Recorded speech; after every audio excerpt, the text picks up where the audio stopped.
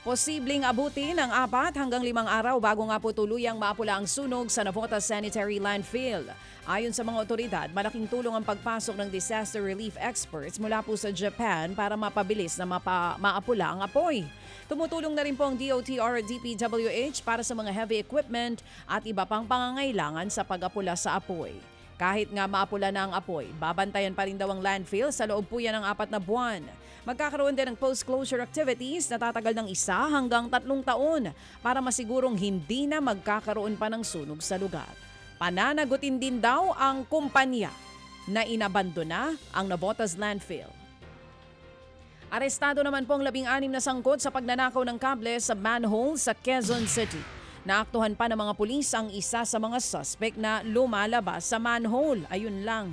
Ang iba niyang kasamahan sakay po ng truck. Nasa kalahating milyong pisong halaga ng pinutol na mga kable ng telepono at maging ng internet. Ayon sa ilang suspect, nirecruit lamang daw sila online at hindi nila alam na illegal na gawain pala ang gagawin pagdating sa lugar. Inaalam na kung parte ba sila ng mas malaking grupo at kung may iba pang mga kasabwat. Kinuyog naman ng mga rider at kanilang mga misis ang nakaalitan nilang konduktor at bus driver sa Quezon City.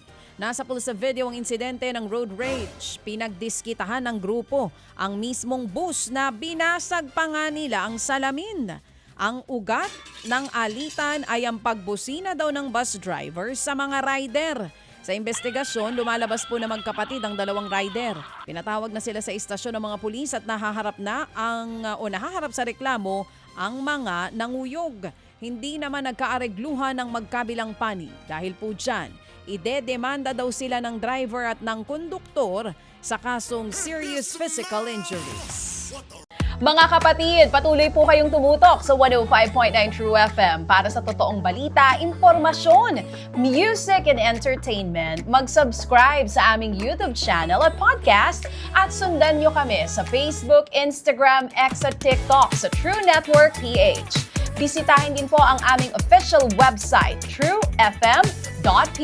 At panoorin din kami sa True TV Signal, Channel 19. Kami po ang 105.9 True FM. Laging true sa'yo, kapatid.